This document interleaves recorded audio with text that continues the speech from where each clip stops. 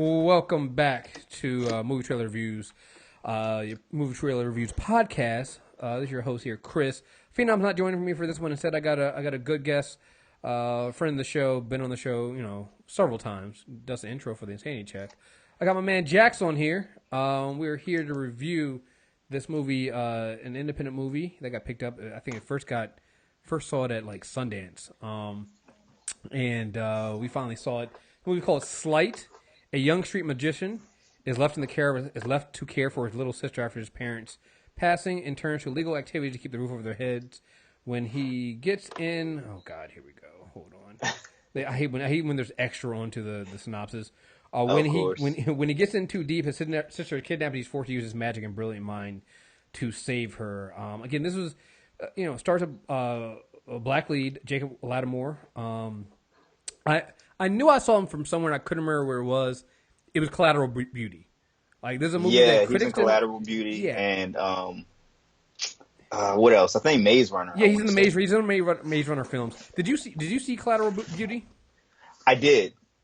What do you think? He was pretty good in it. The movie was all right to me. Not really my type of movie. Yeah, but I mean it's a tearjerker movie, yo. It's some Will Smith tears, yo. And I'm just like, yeah. You don't. As soon as he started biting his lip and tearing up, it's like, nope, can't do this. Yeah, I can't do it. So it stars him. Yeah, he's not bad in that film. He is directed and written by J.D. Dillard. I think this is his first not his first director film. I thought it was, but it's not. I think it's his first major film. He's done a bunch of shorts before then. So, so this is a film that a lot of people were talking about.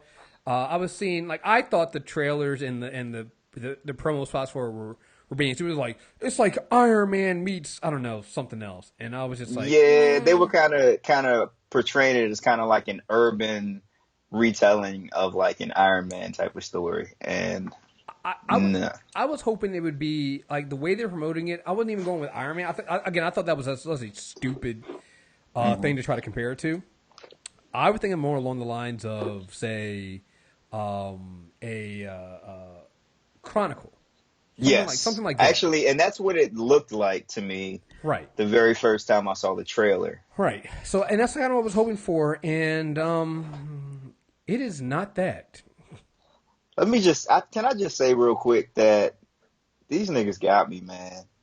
They got me because first time I saw the trailer, first time I saw the poster, at the top it says, from the producer of Get Out. And I think when I really first saw it, I thought that it was like from the writer of or something like that. Producer don't mean shit, dog. It don't mean nothing. You always got to be careful when they put the from the producers of, because it's like, people just put their producer get their producer credits up, man. They don't like, and there's a lot, and then you also got to ask, what producer? Which producer? Exactly. Which producer? Was it the producer that didn't actually have anything to do with Get Out and just got it in name only? Like, is it that producer? Is it what producer are we talking about here? But yeah, I forgot they did that. So what else they do to get you, yo? I think it's kind of like a Blumhouse production also, and I usually like Blumhouse. Some of their movies are kind of hokey. But I usually like Get Out was under Blumhouse, and so was the M. Night Shyamalan movie. What was it called? Split, I think. Was that it? Split. Because here's the thing. When you said M. Night Shyamalan, I was like, okay, there's only one movie that you can possibly name. Because there's no other movie that anybody else kind of fucked with. So, yeah. Right. So, they had two movies, at the beginning of the year and knocked them out the park. So I was like, all right. And in other studios is kind of quiet, and I want to see this movie. WWE Studios they're actually getting some decent ones out there. Because apparently, very true. And I'm not gonna lie, every time I see WWE Studios on a film, I'm like, what does that even mean? Mm-hmm. But then the movie ends up being good. Right. So, I actually want to see the one that they have with John Cena in the recent one they have, The Wall. I think that's another one of their movies. It's not. It's not listed there. It's not The Wall. It's called something else. It's not underneath them, I don't think. But it has John Cena. It has John Cena in it. It has John Cena and Aaron Tyler Johnson in it, and it's the one with the snipers. Oh, I know exactly what you're talking about. But wait, why are there 5 Marine movies? Yeah, the Marine, and the Miz as in the latest one.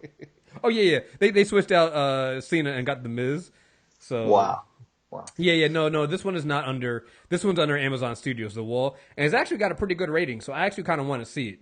And I was like, interesting. So yeah. But anyway, so back to Sleight. Yeah, I mean it had, and not only that, but it also had a good buzz coming out of Sundance last year. Because that's how it got picked up. It had really good buzz. We were like, "Oh no, you need to see this film. It's a great film." It's all right, like at best. It's at best. Because it's a little less than all right for me. I really wanted it to be a little bit more than that, but I couldn't. I can't fault you for saying that, because I'm not gonna lie. I walked out of the theater on some man, and this is why I saw this film like 2 weeks ago. And it wasn't until you said something about it that I was like, maybe I can get Jax and we can do an auto review, because I can't write this review because I need somebody else to talk about this shit with. Cause I feel bad too, because it's essentially a black sci-fi movie. Yeah, you know what I mean? It was everything that we say we wanted, and it has a black writer, black director, it has a black lead in it. It's got a shoestring budget. The budget was only $250K. And it's made $3 million, so that's good. But the actual product you get, I mean, it feels like, one, it didn't give me the Chronicle feel that I was hoping for. So that was that. So just on some using, because, I mean, he has his magic, and we'll get into that a little bit later, but you don't use that as much. And the theme they go with him raising his sister because of his mother was killed. I think it was it an accident? Yes. See, they didn't really. We are left to assume that it was an accident. Yeah, all we heard was the voicemail. Yeah, I think it was a car accident. I'm messing up on this because I didn't want to confuse it with there was something else that I recently saw that had the same whole thing about a mother being in an accident and stuff like that. But the whole theme here, and then he's like also working with these. They're real gangsters, but I'm gonna get into why I call them fake gangsters later on. Who sell drugs to kind of get ahead. And I'll ask you this, because I know you probably saw this film as well. It gave me a feel of Dope, the movie Dope, but not as good and not as well done. And like what Dope was trying to be, had funny moments. It was kind of a comedy with some serious moments in there. This one was just trying to be serious the entire time. And everything just falls flat. The performances fall flat. The story falls flat. Like the writing, the character development, in my opinion, is some of the worst that I've seen this year. Actually, yeah, it just. I've never seen a movie where I start off the movie kind of like empathizing with or sympathizing with the protagonist, and about midway through the movie, I'm completely off board, and I just want him to get got. Yeah, that's how I was feeling about the main character. So Jacob Latimore plays the main character. I think his name is Bo. He's taking care of his little sister. I think his little sister, I want to say, is Storm Reed, who plays Tina, his younger sister. Adorable kid, by the way. She was absolutely. She was the highlight for me. I think she might be the best actress. She was in 12 Years a Slave. And so you meet Bo, and you see that his kid is, he's supposed to get a scholarship to go to. It hit all the right notes at the beginning of the film, right? He's supposed to get a scholarship to go, an engineering scholarship. He's clearly a smart kid, but his mom dies, so he has to turn down the scholarship and go into school to take care of his sister. And obviously, they go with, like, I hate to say it, they go with the cliche of, he's in the bad neighborhood trying to take care of his sister. He does magic on the street magic. And you think that's kind of how he's paying for some of the things, because he's just, getting paid on the street. But then he's also selling drugs. A drug dealer. And he's also a drug dealer. And that's kind of where I kind of went to damn, I have a feeling they're going to go the stereotypical route. Like, again, compared to something like Dope, where the main character in that film ends up becoming a drug dealer reluctantly. Like, right. He didn't seek it out. But in this case, like, Bo is completely complicit in some of this stuff, and it just, I don't know, man. they don't do enough to explain how they got in the situation. They don't explain whether there's no other family he can go to. They don't explain Right. They why don't explain why he didn't go to his teacher earlier instead of at the end of the movie. Right, he goes to his teacher at the end of the movie for something. So it's all this stuff. You find out, I guess, because this film is short, so I guess maybe 15 minutes in, 20 minutes in, you find out that what he's done is he's used his engineering know-how to kind of put a magnet in this mechanism in his arm to help him kind of manipulate metal objects and make him levitate and do his little street magic stuff.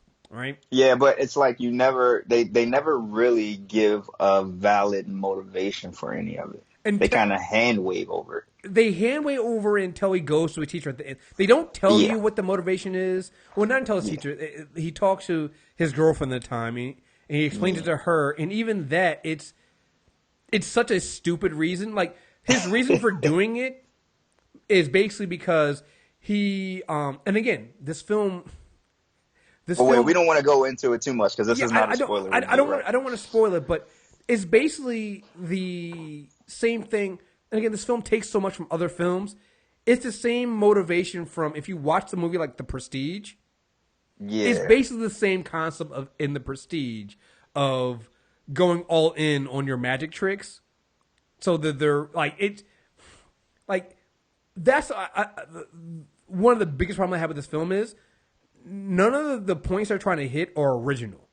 Like none of them are original, and not only that, they don't nail any of it. They don't nail any of them. It's like they piecemealed each piece together to put this film together, and it doesn't make a cohesive film itself. So you get his magic motivation from The Prestige, you get the whole idea of him becoming a superhero kind of from Chronicle, and then you get the whole dope dealer, drug dealer aspect of it. From any black movie ever. Right, from any black movie ever. But it really felt like Dope to me because it hit some of those same notes. And I'm just like, none of this is original, and all those films did it so much better. And the one exception, it did feel like Dope, but the difference is, number one, there weren't really any very memorable characters besides the sister. Right. That you could latch on to that made watching the movie better. You know what I mean? Mm-hmm. So, yeah, I mean, there's so many missed opportunities. Yeah, it's just like I said, there's a good film here, I think, and a good story here they could do. And I don't know, maybe it came down to budget. Maybe it came down to, I don't know what it could have come down to, but it doesn't land what it needs to land in some of these things. And I'll tell you right now where I immediately was taken out of the film. Immediately taken out of the film when Holly shows up. And Holly's played by Shachelle Gabriel. And if you don't recognize her, she's one of the characters. She plays Princess Yu in The Last Airbender. Yes. So she's not white. I think we talked about this on the Nerd Off. She's not white, but she's one of those like Latino women or Hispanic women who you can pass as white until they play her as white in this movie, and they do nothing to give her any kind of ethnic background. So when you see her off front and you don't know her name, you don't know her background as an actress, you're going to immediately go, "Oh, she's a white woman." Yep. And then you basically put this. It felt very stereotypical. Mm-hmm. It gets really, really stereotypical with the black guy and the white girlfriend.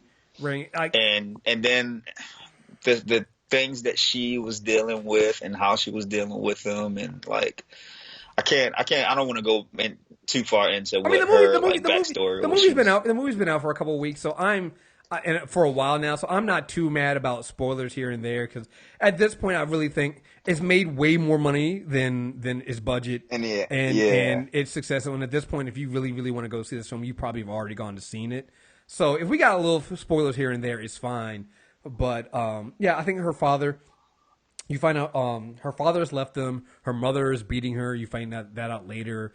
So she ends up moving in with Bo and his sister, and they all. And it's all very fast and very cliche and very like. It's very. whole time I was sitting there watching it, I'm like, what? Why is any of this relevant to the story that you guys are trying to tell right now? It just didn't. Right. It didn't have enough gravity for me to care. I'm not gonna lie. When I see a black man writing a film and directing a film like this, Yeah. and you're telling this kind of story, I immediately have to ask, why couldn't you just get a black woman? Why couldn't you get another black girl? If it didn't really matter, then you could have just gotten a black girl to do this. Mm-hmm. You really could have done it. Now, I did like the fact that they cast the one black chick as his neighbor. Yes. Who was that? That is it Sashir Zamata? It might have been Georgie. Yeah. Yeah, Georgie. Yep. She was really good, but again, she doesn't get enough fleshed out background. But I think that there's a lot of stuff they could have done with her. Oh wait, that's the girl from SNL, isn't it? Yeah. That's exactly who that is. Okay. Yeah, they could have done a lot with. Again, she's another standout, but again, she doesn't get as much. Her and the sister don't get as much screen time as they should. Like they could have easily gotten rid of the Holly and just had the neighbor and the sister, and that would have been enough. It really would have been, because again, the whole idea is he's trying to get from out to get enough money so they can get out. So they don't have to know. He no longer has to. Obviously, he's getting tired of having to deal with these drugs. He's tired of having to deal with this stuff. And what you find out is the guy who's running this drug operation is trying to bring him in more and make him more of a member of the gang, while this guy's while Bo's trying to get out. And now this is where I fell out of the narrative completely. So the head gangster is Dule Hill, who plays Angelo. And if you watch Psych, this is Gus. AKA Dude from Psych. Dude from Psych. And Gus. Here's the thing. I don't think he was bad. I don't think that he was a bad actor or he was bad in this role. I don't. No. The problem is just that he doesn't portray. He can't. You don't see him in that role. Like you just, and it's not one of those breakout roles where you're like, man, I never saw him as being an evil guy, but damn he. Like, for instance, I'll put it this way: watching Agent of S.H.I.E.L.D. this season, and you have Ian playing Fitz, and he plays the good Fitz, as you know, and he ends up playing that evil Fitz in the framework for Hydra. Like, he's able to flip that switch, and you get it, and you're just like, ooh, damn, that Fitz ain't Fitz no more. Like, I just kept looking at Angelo, and he would keep saying things, and I think it was his voice, too. We kind of make his voice kind of deep. It was like, what we going to do now? It was a couple things. It was the voice. It was the facial expressions. But the one thing, I like to call it, I think that the writers must have went to the Sons of Anarchy, how to write a black gangster class, because he will fall into and out of his proper accent and go into like some like super duper black accent. It would go in and out. He would go from barely pronouncing every syllable to pronouncing each and every syllable, and it was just like, dog, like, what am I even watching right now? Hey man, why are these motherfuckers doing this to me? These motherfuckers. Just like, hey dude, come on, man, what the? Like, it just wasn't. I don't know, man. Like, there's a scene in the film where they're trying to muscle this other group out from who are trying to sell drugs in his part of the town, and they run up on them, and the other dudes start laughing in his face, and I think that was probably the most legit moment of the film. Yeah, pretty much. That was the absolute most genuine scene in the film. And then he's surrounded by a bunch of people that are also clowns. Like, I can't remember what the white dude was. Who kind of reminded me of it was Fat Joe's stunt double. Right. I think he's called Packy. Yeah. Packy is his name. Yeah. What else has he been in? Nothing really. And it's just like he came over like, either Fat Joe or Paul Wall with his grill. Yeah, a bunch of Paul other dudes. Joe. Yeah, Paul Joe. Just like like you never get the sense of these are some real thugs. And then they had one dude that was dressed like he was straight out of like an NBA Street video game from 2001. Like, I swear he was wearing like a Tommy Hilfiger jersey or something. And didn't he have a do-rag or something like that? Yeah, he had a do-rag too. Oh, I was just like, like bruh, what are we watching? Right. It just. Every time they were on screen, I was like, can we just please go to the next scene? Because I'm uncomfortable watching this. It feels like a caricature. And again, so these are the guys that Bo is dependent on because he's using this to get money. He ends up trying. It was stupid, and I don't know how this happened. He ends up trying to cut the drugs that Angelo gives him to like double and triple his money. Double that triple he his money from the hospital bills. Right. He owes for the hospital bills and to help get out. And which was such a dumb idea. Right. It was such a dumb idea. But then here's the thing: the movie doesn't tell you. So when he gets caught by Angelo, the movie doesn't tell. All of a sudden, Angelo. They don't tell you how Angelo finds out. He just does. Don't. And so all of a sudden, Angelo goes. He goes from almost being a made man to next thing you know, Angelo's telling him they give him the deadline of, well, you need to have 3 times the amount, by midnight or whatever, blah blah blah, right? And it just from there it goes to a series of things. Angelo ends up kidnapping his sister, which I was like, so dude, you betray the drug dealer. And then you don't walk your sister, and then you just send your sister to school like nothing's wrong. And you didn't think he was going to kidnap your it's a series of bad decisions that just comes down to, and throughout this entire stuff, you don't really get any of this whole magic thing, other than him trying to do magic, regular street magic, using cards, and every now and then kind of using the magnet, the electromagnet in his arm to kind of like move a chair here and there.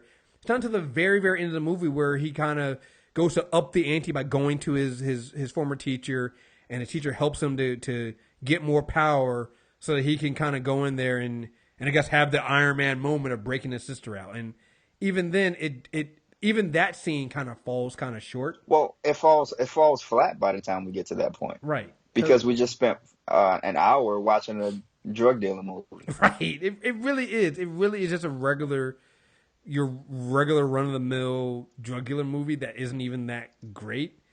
And like I said, the acting is just like, there are moments in there where, and again, I say this because I don't know when they filmed this compared to when Jacob Latimore did Collateral Beauty, because in that film I liked him. Like he had personality. He felt comfortable. I don't know if maybe they shot this way before he did that film here, and maybe it just comes down to a better director. Very possible, or it could just be the way they wrote the character. Right, and it just feels awkward. Like there's no chemistry between him and Shishelle playing Holly. There's no chemistry there. Like they had this relationship that there was more chemistry between him and Georgie. Well, and that's the thing that I thought at first. When I first saw him and Georgie work together, I was like, well, maybe that'd be kind of weird because he seems like she's older, I guess. But it's just... Right.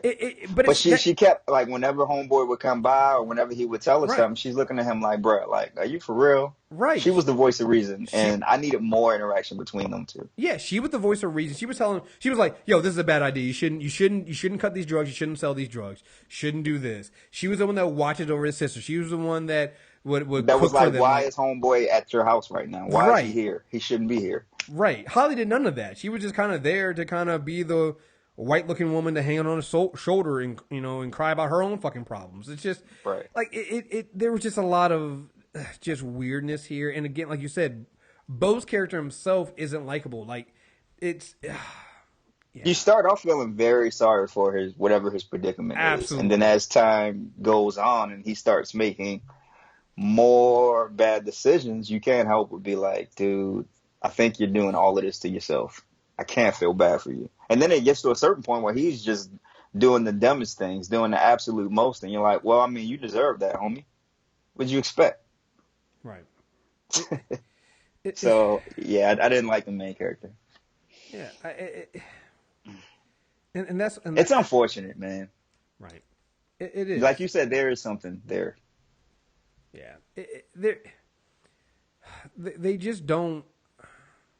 They don't nail certain things that you would like in Dope. Malcolm and his friends. They have you have a bond there, right? You have a bond between the three of them.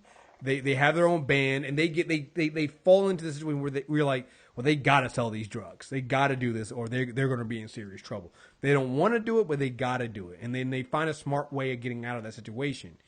Mm-hmm. Here, like, and that I guess I kind of was waiting for that because again, I saw Dope, and I really really like Dope. I love Dope, and I'm waiting for this character. I'm waiting for him. I'm waiting for Bo to do something smart. I'm waiting for him to find some way of using his engineering skills, his smarts, or doing something that, or the things he, like at one point, he's stealing money from a club owner that he's he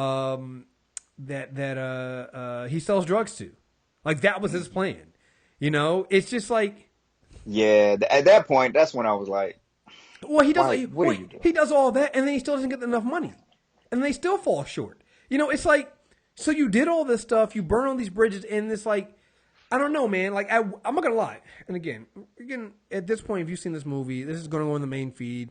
It's not really spoilers here, but I'm going to spoil it because you kind of knew this. He's not gonna die, but I was kind of hoping that he would die because I thought that would be the only redeeming quality at this point. Because I'm like, yo, your character kind of needs to die at this point. Let your sister live, and you rescue her, but you got to die because you just made a bunch of, like, you can't present this character as a sympathetic character when the entire time he's just making really dumb choices. Like, I get the idea that, like, I feel like they were trying to go with the idea that, hey, kids in these situations, inner city, man, they got to make really bad choices and you don't know. And I'm like, hey, I get that. I've seen plenty of movies that have that story where you feel sympathetic for the main character. I didn't feel that way with this character. First of all, I mean, he has a house. Right, exactly. I mean, at some point, I'm like, okay, why don't you sell the house and move in with Georgie? Why don't you sell the house and move in? They also missed a chance to. I think that if they would have left all of the stuff out with his girlfriend, with Holly, and instead kind of front loaded the movie with us, you know, meeting his mom and, right, you know, kind of being there when the accident or whatever happens and seeing them go to the funeral and seeing the bills start to pile up and him making a decision to put the thing in his arm and all of that stuff, that would have kind of given us a bit more of an idea of the type of person that he was and the situation that he was in, instead of just kind of throwing us into this and expecting us to feel bad when he has to make some of these terrible decisions. Yeah, that's a good point, because this isn't an origin story. Like, by the time we get here, he's already selling drugs. He's already put the electromagnet in his arm. You know, we don't. They probably tell you, but it's been too long since I've seen the movie, so I can't remember how long his mother's been dead. You know, and so that could be that could explain why they still have the house, but the bills are piling up and stuff like that. Like, right. But it's just like, did they? It could be that, hey, if they came and find out that they didn't own the home and that the home was being rented by somebody else, and that's why. Like, that would have made more sense to me, because to me, I'm like, okay, if you have a house, you could sell the house, move in with Georgie next door, or move into a small apartment, right? Like you haven't gotten to the point where you can sell me on he needs to sell drugs. Like, that's really what it comes down to. Like, it seems like he went, like, so you mean to tell me that this smart kid who, you're right, was very smart, had high grades in high school, but didn't get, won a scholarship? Because again, that's one of the things that when he goes to talk to his teacher, you find out that he turned down a scholarship that was on this engineering thing. You mean to tell me that kid couldn't find a job? Right. I mean, if you're saying or couldn't get something, even like Best Buy or something. Right. And here's the thing: you can sell me on maybe he couldn't get the job. I get it. Hey, economy, whatever. Right? Fine, he couldn't get a job, but you got to show me that he at least tried to do that. Because the way they have this film set up right now is he starts off with, well, I'm just going to do street magic and sell drugs. Like, hey, bro, like, nah. There are a lot of other things you could have done. Like, what? Like, you're selling drugs out here. What happens if you ever get caught? And what's your sister going to do then? And they show a couple times that cops stop him because he does magic. He can sleight a hand and he can hide the drugs he's selling and things like that. But it's still, man, it's like, dude, how are you not getting caught? Well, actually, you know what? I kind of do know how he wasn't getting caught, and that's one of the smart things they did do. If you notice in the film, I think he's only selling to white people. Yeah, he was only selling to white people. And then, I mean, like the one time he did get caught, he kind of used some of his magic business to get out of the situation. Yeah, I don't know, man. They just didn't. The film has a lot of potential. It just falls really short as a good film. It just does. And I'm not gonna lie, I I sat on writing a review or doing a review for this film because I actually wanted it to make us money. And I didn't I didn't want to be the force to tell people, hey man, it's not really that good. Yeah, I'm upset that you didn't put a review out earlier because I probably wouldn't have gone and go see it. Because no lie, son, it got to about 20 minutes left in the movie. A few people walked out, and I thought to myself, you should follow them. I really don't want to finish watching this movie. Yeah, and that's so unfortunate. I felt so bad for feeling that way, but. Yeah, it falls short of so many expectations. And here's the thing: I had even lower expectations because I knew with the budget that it wasn't going to be able to do a lot. But it just didn't do what I needed to do. Out of 10, what would you give this film, man? Probably a 5. Probably a 5. Yeah, that's about. I was going to give it like a 5.5, 6. Yeah. And to be fair, again, we say I was hoping for like a Chronicle thing. Chronicle had a $12 million budget. Chronicle was great. Yeah, so it had a $12 million budget. So I expected this. Like, to me, it's not even about the fact that he couldn't use his quote unquote powers a lot. I think honestly, with the budget they had, they could have still made a good film if it was a little bit better of a script. Like you said, you cut the girlfriend out.